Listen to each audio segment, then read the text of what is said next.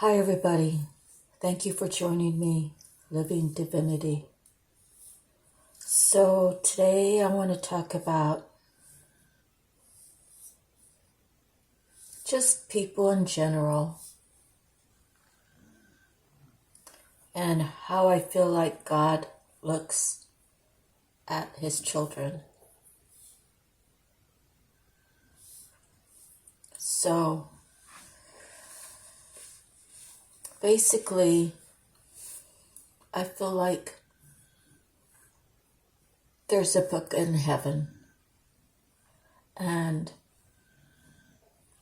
it's already written. It's already written in the stars before you actually come down here. You're up there as a spirit in front of God, and He's talking about different scenarios to play out. And you decide, you get to decide who your parents are going to be, and you get to decide what trials and tribulations you want to live out. And I do believe it's already pre-recorded. Now, there's always the destiny. What are you destined to do with your life? And how will you get there? How will you get there? If you are destined to be very rich in finances, how will you get there? Will you stab people in the back? Will you sleep your way up the corporate ladder? Will you do these negative things to get to the bag?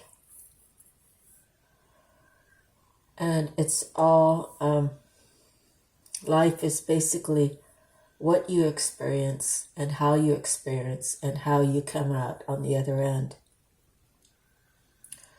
So I feel as though at the very end, say on your dying day, for example, have you lived the life that you really wanted to live? Did you see the outcome through? And I believe the free will can make you make turns and, go up steep hills and go into valleys. There's a lot of twists and turns. And ultimately, did you receive everything that you had expected during your lifetime? I guess there's really two ways to look at it. If it's destined, then it doesn't matter what you do or how you get there. You're destined for it. But if it involves, it could involve you hurting people along the way because you're not focused on anything other than the money that you feel like you want to make or need to make.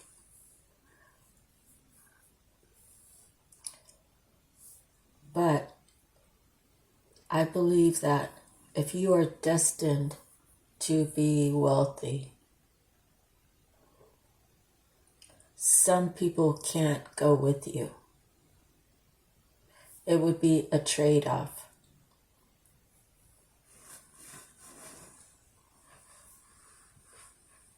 Sort of like what you interpret love to be.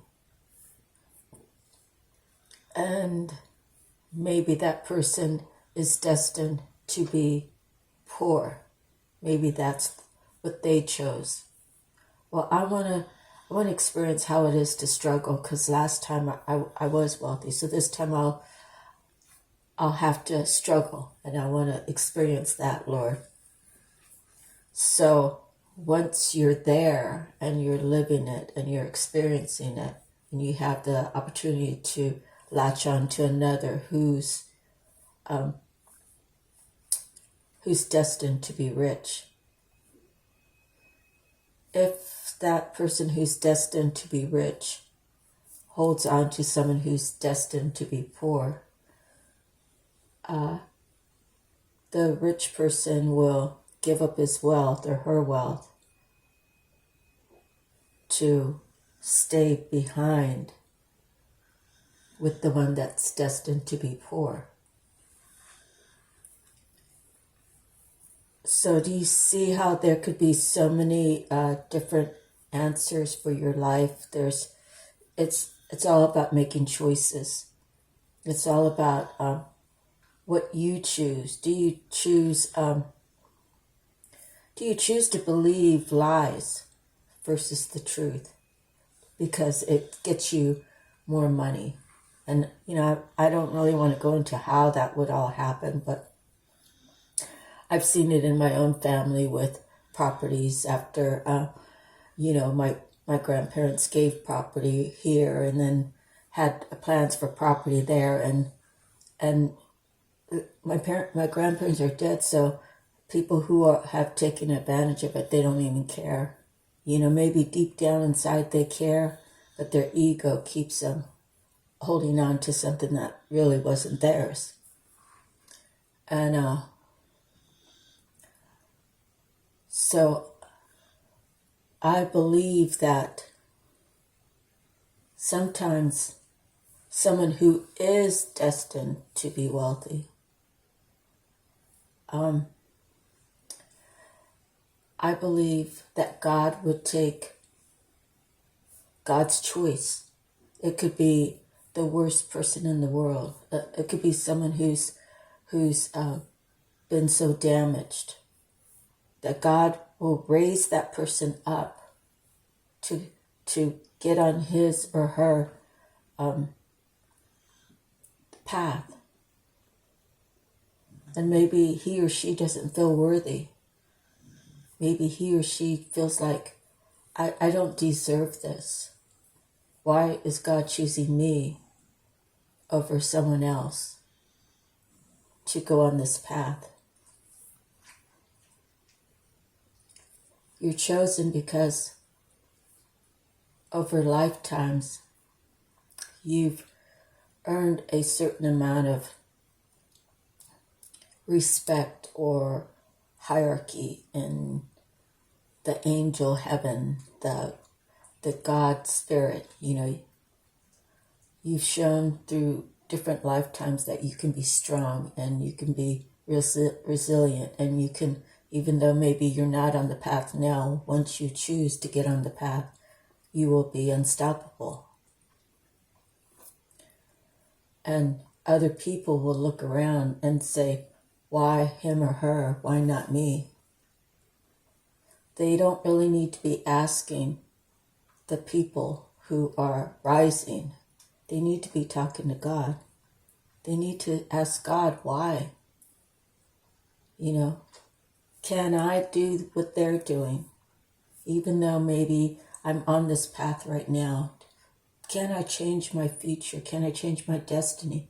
Can I submit to you, Lord? Can I do this and agree to change my life from this point forward? Can it change my destiny of having this poor life? And nobody really knows the answer. Only God. So when people are on the rise, someone's got to know where to go. And you use your intellect, your intuition, and you pray about it. And God will give you the answers. And if you're lucky enough to have a mentor, you of course want to pray about it. God, is this truly my mentor? Is this truly my path? Is this where you want me to go? But if you ignore the signs that God's sending you, then you're just going to stay in a place where it's not really where you want to go. And as I was saying, some people God chooses to take out of the fire take out of the fire and put him in this place where everybody can see. So that person could say, yeah, I was like if it was a man, I was a gigolo. I had 1,000 women. I partied, I did drugs, I drank alcohol. But God rose me out of here. Now look at me. God gave me the benefit of the doubt. And all I had to do was submit to him. All I had to do was repent to him. All I had to do is, God, I'm ready to make a change. I'm ready to take this leap of faith. God, will you promise you'll be there for me? Because I've been abandoned so many times in my lifetime. And frankly, I'm scared, God. You build your relationship with God and you know that you're going to be okay. But it's the testimony that this person would bring to the table, to the world. And he or she would be able to say, I was living this horrible life and all of a sudden God came knocking. And I answered. Now look at me. I'm divinely guided and protected. God is he truly loves me. Because I fought getting out of the fire. I fought getting out of chaos. That was what I was used to my whole life.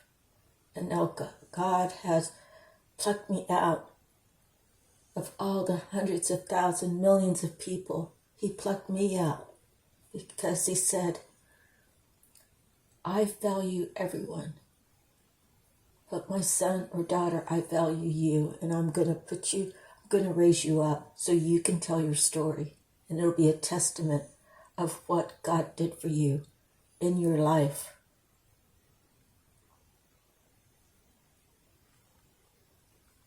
And I say this story for the 144,000 chosen ones that are in fear of being with their actual partner, that God, you guys chose each other in the stars. So you could be from different countries. You could be have a age difference. It could be, I'm not going to put anything past what God sees fit. It could be 2 men or 2 women, however God looks at that, and I don't judge them, and I'm not about to say that it's false because of whatever reason. The 144,000 in this time period are supposed to come together and they're supposed to talk about their experiences and how it's very unlikely that these 2 people, they met and they had these crazy feelings about each other. And it's very unlikely in the norm that someone would be attracted to someone so much older. Say it's the woman's 26 years older. It's very unlikely that she's past the fertility stage. It's very likely that her heavenly husband will outlive. It's very likely that he will outlive her. So what does that leave him with? So it leaves him with a lot of questions. It leaves him with, is this for real? I have this feeling, and I know that she feels the same way, but I have all these people fighting me saying, don't go, don't go, don't go. Meanwhile, she's over there and she has, she's isolated herself and she has people saying, don't go there, don't go there, don't go there. Obviously, the 2 have this attraction that has to come together. They both will feel like they lost the love of their life. And envious people who don't understand the whole twin flame story, well, they're going to do whatever to get in the way. And, it's part of their path to try to stop these two from joining. And I'm just talking,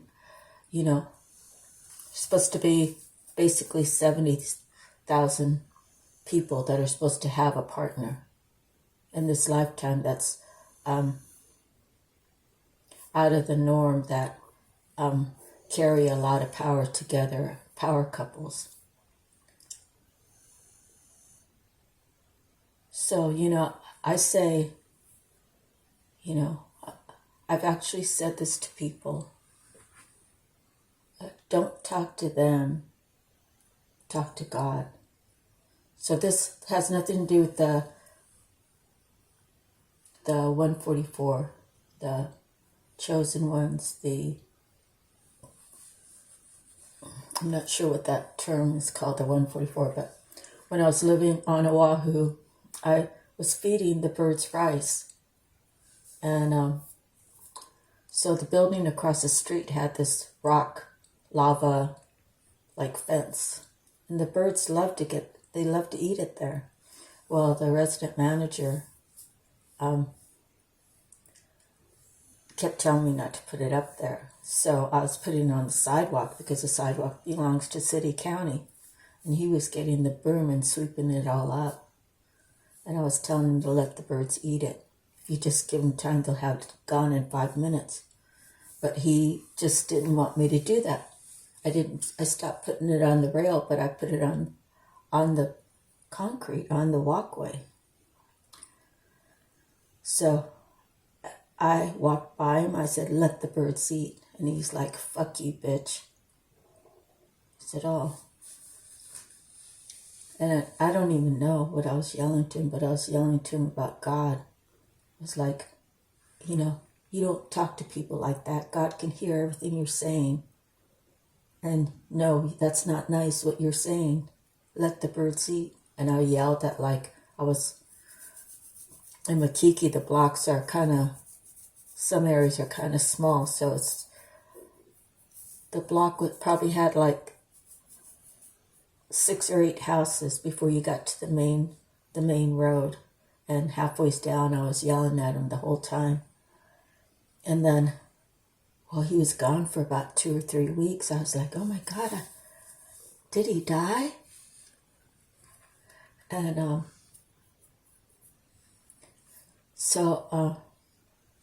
let me back up a little bit. So he had some worker over there, like an electrician.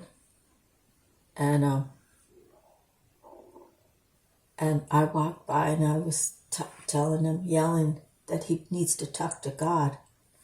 Oh, something happened, probably the same thing, and he was talking to one of his vendors, and I could see how they were talking about, like, what's wrong? What did you say to that lady? There was a little Filipino guy. He was talking to him, like, what did you say to that lady? Why is she yelling at you? And I yelled at him. Don't talk to him about it. Talk to God about it. And then, that's when he was out for like 2 or 3 weeks. I hadn't seen him. I was like, oh my God, did he die? And then, because I think I was yelling, God's going to take care of you. Those birds need to eat. Something like that. I was yelling at him. And, like I said, you could tell the little Filipino guy was like, oh my God, what did you say to her? And I could see him like talking about it. And I was like, don't talk to him, talk to God. And it's probably kind of confusing for you. It's happened a few years ago, but basically after that, he was gone for a few weeks. And then I went up to walk the dog, and he had his dog, and he was coming off the property. He let me go in front of him, and he just stood back. Like, I'm not even going to mess with this girl. I'm not even going to say anything. It's not because I act crazy. It's because I speak about God. So I had other incidents where God protected me. I stood in my power and I spoke words of God. Like, that's not godly. You better stop what you're doing. God's going to get you. So you see, we're at the stage in life right now where God He's divvying out His justice. Justice for the people who speak up for Him. The people who stick up and talk about God from the depths of their soul. They are protected. They are divinely protected. And I'm one of them. And I will not step down. I will not lower myself. I will not give in to temptation. I focus on God because He's always been with me. And I know if you've watched my other videos, you know we all grow up. Some of us are blessed to have some great grandparents like I did that taught me so much. And as you grow up, you walk away from it because you have to experience life. And then God has always been there for you, and He's waiting for you to call out to Him. God, help me now. I'm sorry I turned my back on you, Lord. If you just help me this one time, I promise I'll be faithful to you, Lord. I promise I'll not do bad things. I'll do my best to just be good so I can go to heaven, Lord. And God knows your soul. So He plucks people out of nowhere. It's like the divine within these people are amongst a whole bunch of people.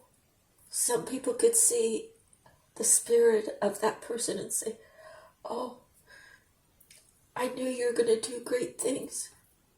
And I say, what? I knew you were going to grow up to be something, you're going to do something really big. And I say, oh, thank you. So when God plucks you out of this big group, the people you work with, the people you associate with, the people you're friends with, you know, when people see, you know, you got one side that says, oh, I love her spirit and I want to be like that. So they learn to pray. They learn to pray to God. I want my spirit to be like hers. God, can you help me? Then you got the others saying, oh, she's evil. Oh, she's got STDs. She's a whore. She sleeps around. Oh, she got her apartment. She had to do a lot of dirty deeds. Oh, she's crazy. You know, the world is imbalanced. The world has more of those people speaking than the other people. The good people just don't want to get involved.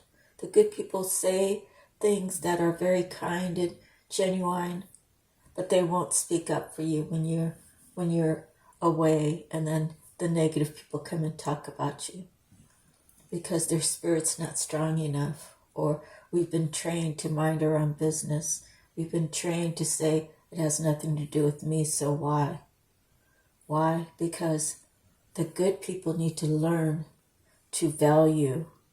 If I'm valuing you, if I see in you good stuff and you see me and good stuff, then we have that mutual, the mutual respect amongst each other. And the good people have to learn to stand up. You know, when you stand up for someone who's not there to protect themselves or speak up for themselves, you know, when you stand up for them, it has nothing to do whether you think they're sexy, you think they're hot, you think they're cool, you think anything. It's the right thing to do. And God will gift you. He will reward you for that. So the 144,000, these groups of people, when they come together, they're going to be like power couples. They're going to hold so much power. People are going to be envious, and people are going to be looking up to them. And it's up to these couples that come together to bridge the gap for the people who are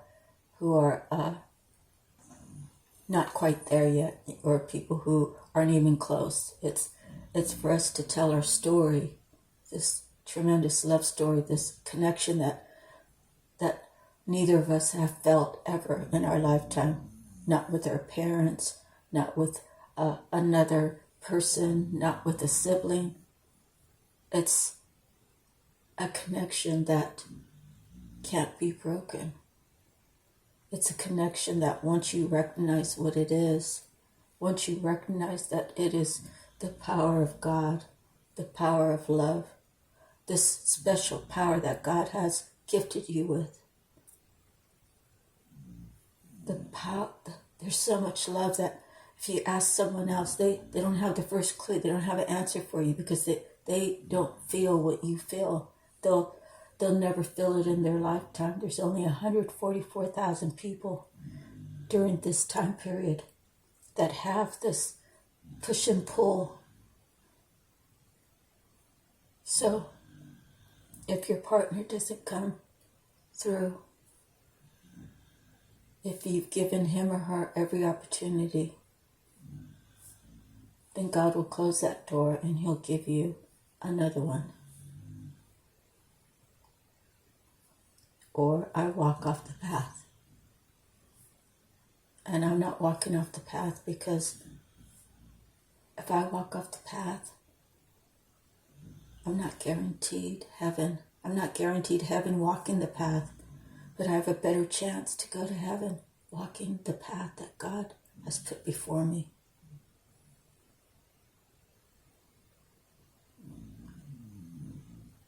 God, you gotta put God first. You gotta trust. When you see the signs, you can't turn your back on the signs and say, I'm not sure what that was. Was that really a sign from God? And keep going the way you're going. I mean, you can, but there's no guarantee about your life. I mean, there's no guarantee for my life being on this path. I just feel like for me, I have a better chance of going to heaven being on the path. Does that make sense? So I will never get off this path. I will fight for God. I will fight for the dead that they require respect. The dead in our lives, they require respect.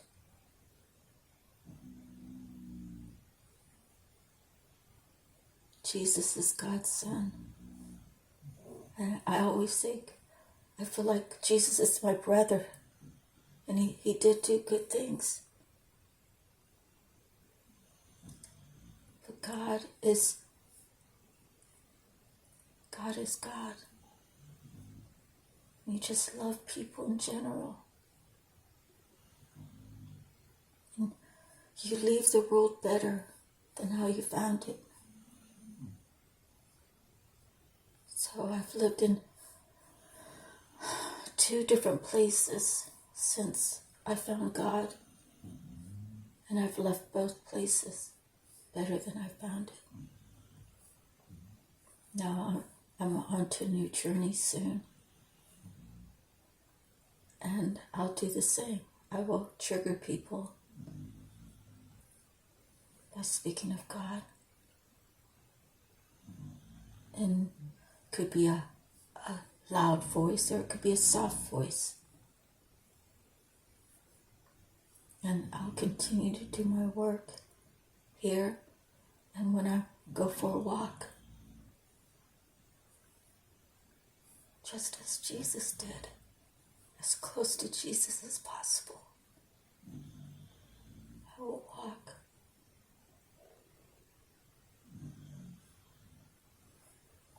So I wanted to share a part of the twin journey with you.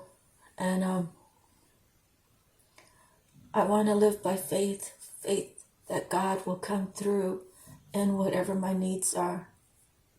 I want to live in hope that there's a better tomorrow for future generations. And I want to live in love that transcends from our ancestry to our descendants. The most purest love is the only protection to get through this world. I promise you, God is not going to let anything happen to those that have a pure heart during these terrible times. Thank you for listening to me. God bless. Have a beautiful day. I'll see you next time.